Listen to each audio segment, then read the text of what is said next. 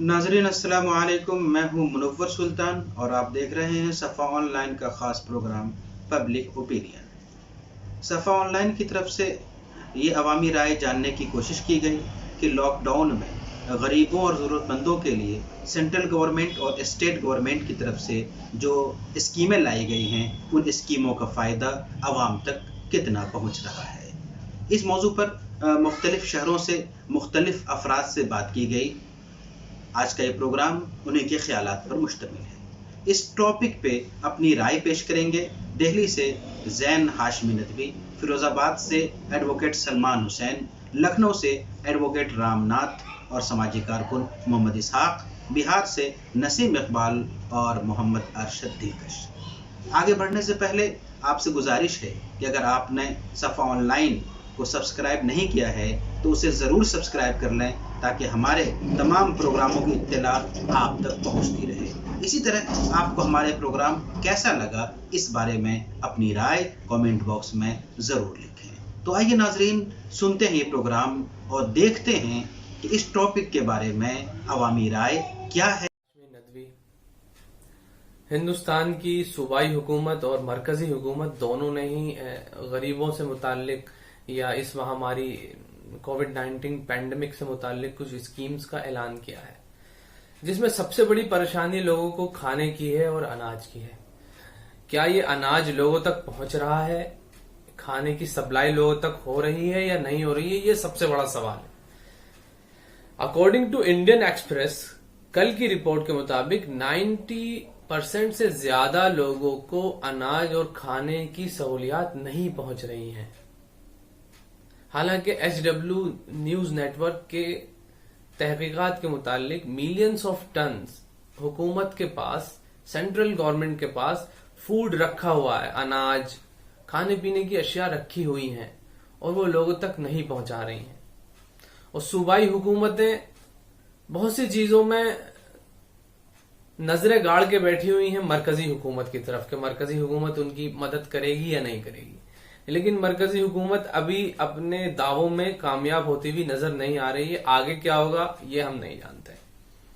रही बात दिल्ली की, तो दिल्ली में केजरीवाल हुकूमत ने बहुत सी जगह स्कूलों में या रैन बसेरों में और भी कई जगह पे बहुत से प्राइवेट शेल्टर होम में खाने का इंतजाम किया है, लेकिन वो खाने का इंतजाम वो अपने तौर पे सही खाने का इंतजाम कर रहे हैं मेरी राय के मुताबिक, लेकिन लोगों की भीड़ बहुत आ जाती है। सुबह 6 बजे से लोग लगते हैं और दोपहर को 12 बजे उनको खाने का नंबर आता है।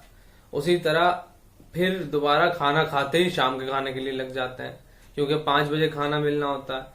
तो जितनी मेहनत और मजदूरी वो पहले किया करते थे उससे कहीं ज्यादा उन्हें अब वो मेहनत और मजदूरी करनी पड़ रही है। गवर्नमेंट को इस पर सोचना चाहिए। लॉकडाउन में अभी सेंट्रल गवर्नमेंट की तरफ से भी स्टार्टिंग में ये कहा गया था कि लोग जो है वो परेशान ना हो और सेंट्रल गवर्नमेंट की जो भी स्कीम्स हैं वो लोगों तक पहुंचाई जाएंगी, जिसमें प्रधानमंत्री श्री नरेंद्र मोदी जी ने भी पैसे डालने की बात कही अपनी तरफ से कि 500-500 रुपये वो अकाउंट्स में डालेंगे और बशमूल आ गए हैं, मैं देख रहा हूँ। इसके अलावा जो ज़ीरो बैलेंस के अकाउंट्स थे जिन महिलाओं के हैं उनके अकाउंट में 500-500 रुपये आए हैं और जिनके नहीं हैं, हालांकि वो उस वक्त ज़ीरो में नहीं हो पाया, उनका किसी और बैंक में उन्होंने करा लिया और वो भी उसी गरीबी में शुमार हैं जिसमें वो 500 वाले हैं, तो उनके भी नहीं आ पाए हैं। एक तो ये एक वो है कि अगर करने ही है तो मैं समझता हूँ कि सबके एक साथ करने चाहिए। जो लोग रह गए हैं उनको भी प्रधानमंत्री जी अपनी तरफ से कुछ ऐसा करें अफोर्ड। और जिन मज़दूरों की स्टार्टिंग में कहा गया स्टेट गवर्नमेंट की तरफ से कि हम जो रजिस्टर्ड हमारे वेजेस हैं, मज़दूर हैं, उनके लिए भी हम अपनी तरफ से 1-1 हज़ार रुपये का कंपेंसेशन देंगे। तो स्टेट गवर्नमेंट का जो मज़दूरों वाला मैंने देखा था, डेली वेजेस के जो मज़दूर हैं हमारे यहाँ, खासतौर से इस शहर फिरोज़ाबाद में जो दिहाड़ी मज़दूरों की संख्या है वो ज़्यादा है, तो इस हिसाब से यहाँ पे रजिस्टर्ड मज़दूर बहुत कम हैं। जो एक्चुअल हैं वेजेस पे वो हैं तो ज़्यादा, लेकिन रजिस्टर्ड नहीं हैं। तो उसके लिए जो रजिस्टर्ड वाले थे उनके अकाउंट्स में भी कुछ आए हैं पैसे और वो भी पूरे नहीं आ पाए हैं। इसके अलावा जो पिछले हफ्ते मैंने देखा था कि यहाँ पे हमारे यहाँ राशन की जो वितरण हुआ था उसमें सिर्फ चावल आए थे। पर यूनिट मैंने देखा था कि पर यूनिट 5-5 किलो वहाँ पे चावल थे एक यूनिट में, और उसमें गेहूं नहीं था बिल्कुल भी। तो एक तो ये मेरी ये स्टेट गवर्नमेंट से ये भी मांग है कि वो उसमें गेहूं को भी शामिल कराएं। आगामी जो अब जो नया राशन बढ़ने वाला है उसमें ये कहा गया है पीएमओ की तरफ से कि उसमें 1 किलो दाल अरहर की भी दी जाएगी। तो एक राशन कार्ड पे 1 किलो दाल मैं समझता हूँ नाकाफ़ी है, इसको थोड़ा और बढ़ाया जाना चाहिए। ये और लॉकडाउन में मैं देख रहा हूँ कि लोगों का जो सब्र है अब वो आखिरी स्टेज पे है, क्योंकि लोग बाहर निकल के आ रहे हैं, पीपल कमिंग आउट। और पिछले कुछ दिनों में ही लास्ट कपल ऑफ डेज़ में देखा है मैंने कि बेगर्स की जो संख्या है उसमें बहुत तेज़ी के साथ इजाफा हो रहा है। और इसका मतलब यह है कि जो लोगों का राशन पानी अभी तक का था वो लगभग ख़त्म होने के कगार पे है या हो गया है, और कुछ का जो नहीं हुआ है वो हो रहा है, जो मज़दूर तबका हमारे यहाँ का है। तो मैं समझता हूँ और मैं बल्कि अपील भी करता हूँ गवर्नमेंट से कि इसके बारे में गहनता से सोचे और कुछ करे उनके लिए। इस महामारी के पश्चात जो सेंट्रल गवर्नमेंट है चाहे वो स्टेट गवर्नमेंट है, दोनों ही सरकारों ने जो योजनाएं, लाभकारी योजनाएं किसानों के लिए, मजदूरों के लिए, आम जनमानस के लिए उपलब्ध कराई हैं, मुझे लगता है कि ज़्यादा से ज़्यादा योजनाओं का लाभ आम लोगों को मिल रहा है।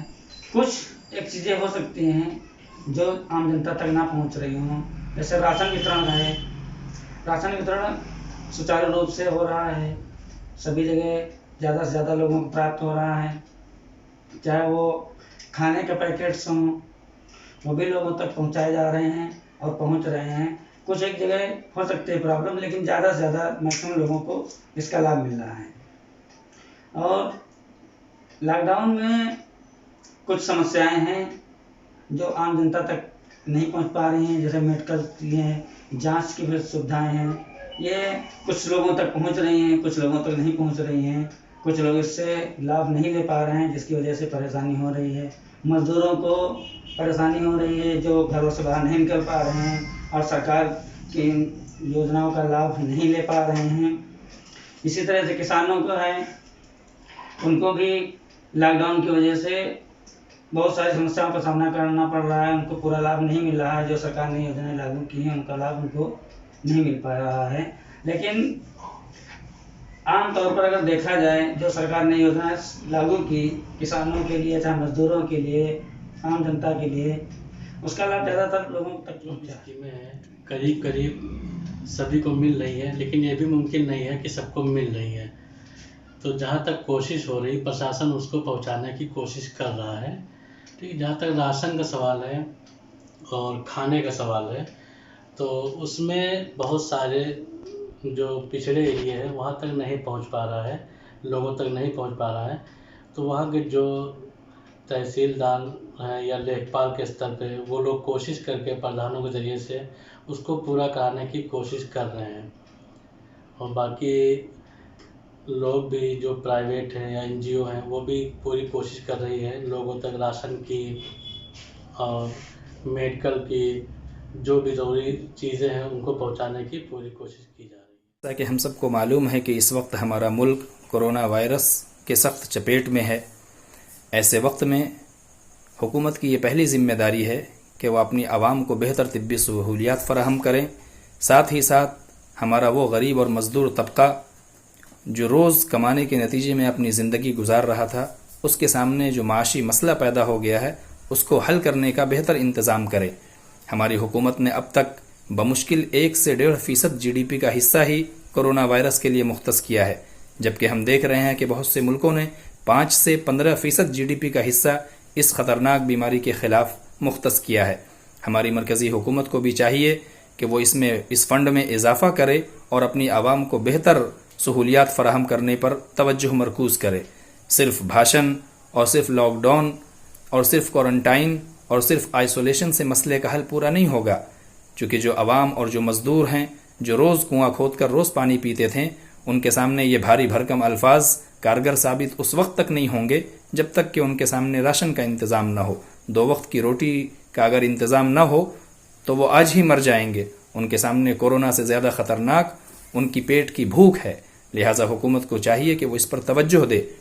हमारी सूबाई हुकूमत से भी गुजारिश है कि वो भी ज़मीनी सतह पर ऐसी स्कीमें नाफिज करे जिससे हर गरीब, हर जनधन योजना अकाउंट होल्डर के अकाउंट में डायरेक्ट पैसे ट्रांसफ़र करने का इंतज़ाम होना चाहिए।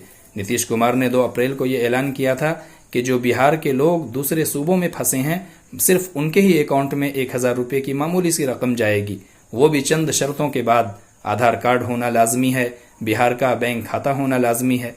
लेकिन जो बिहार में रह रहे गरीब और मजदूर लोग हैं, उनकी किसी तरह की कोई सहूलियात उनको नहीं मैसर हो रही हैं। लिहाजा हुकूमत को चाहिए कि वह अपने सरकारी ख़जाने का सही इस्तेमाल करके अपनी रियाया और आवाम को बेहतर सहूलियात फराहम करे, चूँकि किसी भी हुकूमत की ये पहली जिम्मेदारी है कि उसकी हुकूमत में कोई भी फ़र्द भूख की वजह से मौत का शिकार ना हो। लिहाजा मेरी गुजारिश है कि हुकूमत इस पर तवज्जो दे। लॉकडाउन की वजह से ज़रूरतमंदों और परेशान हाल अफराद के लिए मरकज़ी हुकूमत और सूबाई हुकूमत की तरफ से जिन सहूलियात और स्कीमों का ऐलान हुआ है वो काबिल तारीफ़ है, मगर अफसोस के साथ ये कहना पड़ रहा है कि अगर ये स्कीम मुनज़्ज़म होती तो बेसहारा और परेशान हाल अफराद को बहुत बड़ा फ़ायदा होता। अफसोस कि ये स्कीम मुनज़्ज़म न होने की वजह से बेसहारा और परेशान हाल अफराद, ख़ुसूसी तौर पर जो देहात में हमारे भाई और गरीब लोग फंसे हुए हैं, जिनके पास खाना नहीं है या फिर उनके पास राशन कार्ड नहीं है, वो इन स्कीमों से महरूम नज़र आ रहे हैं। हालांकि अगर ये स्कीम मुनज़्ज़म तरीक़े पर होता तो बहुत ज़्यादा मुफीद साबित होता, और मैं सराहना करता हूँ मिली तंजीमों का, रिफाही तंजीमों का, कि उन्होंने जो ज़मीनी सतह पर सर्वे करके और जो वाकई में मोहताज हैं, जो वाकई में ज़रूरतमंद हैं, उनकी हर हाल में फ़िक्र की है और उसकी ज़रूरत का पूरा ख्याल रखा है। यही नहीं, उन्हें हर तरीक़े से ताउन देने की पहल की है, खा वो पैसे के ताल्लुक़ से हो, खा वो नक़द रुपये के ताल्लुक़ से हो, खा वो स्कीमों के ताल्लुक़ से हो, सारा काम ये लोग कर रहे हैं और ये बहुत ही काबिल तारीफ़ है।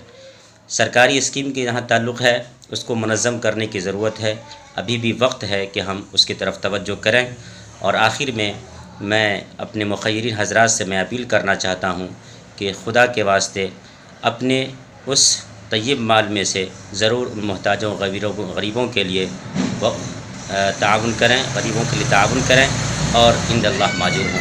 नाज़रीन, इस मौजू पर सफ़ा ऑनलाइन की तरफ से यूट्यूब पेज पर एक ऑनलाइन पोलिंग भी कराई गई, जिसमें तकरीबन 50 लोगों ने अपनी राय का इजहार किया। 55% लोगों की राय ये है कि गवर्नमेंट की स्कीमें 10% लोगों तक पहुंचती है, 23% लोगों की राय ये है कि कुछ भी नहीं पहुंचती, जबकि 16% लोगों की राय ये है कि 100% पहुंचती है, और सिर्फ 7% लोग ऐसे हैं जिनकी राय ये है कि 50% लोगों तक पहुंचती है। नाजरीन, हमारा प्रोग्राम पसंद आए तो ज़रूर इसे लाइक कीजिए, शेयर कीजिए और दूसरों तक पहुंचाने में हमारा ताउन कीजिए। इसी तरह अगर आप सफ़ा ऑनलाइन की कोशिशों में शरीक होना चाहते हैं और उसके फ़रोग़ का हिस्सा बनना चाहते हैं तो आप हमारा ताउन भी कर सकते हैं, नीचे उसकी तफसील दी हुई है। इसी के साथ मुझे दीजिए इजाज़त, फिर मुलाकात होगी किसी और दिन किसी नए सेहत और तंदुरुस्ती चाहते हैं तो देसी दवाओं का इस्तेमाल कीजिए और ज़िंदगी का लुत्फ़ उठाइए। कोलेस्ट्रॉल, मोटापा को कम करने और दिल की नालियों को खोलने के लिए नुस्ख़े अरबिया, शुगर के लिए डिया हर्ब्स और शुगर की वजह से आई कमज़ोरी को दूर करने और आज़ाए रईसिया की हिफाजत के लिए डीबो पराश, जोड़ों के दर्द के लिए माजून सरंजान, जोड़ों की तकलीफ से राहत के लिए पेन ऑयल, कब्ज़ की बेहतरीन दवा लेग्ज़ो पराश, क़ुव्वत मुदाफ़ात और ताकत के लिए माजून कलौंजी।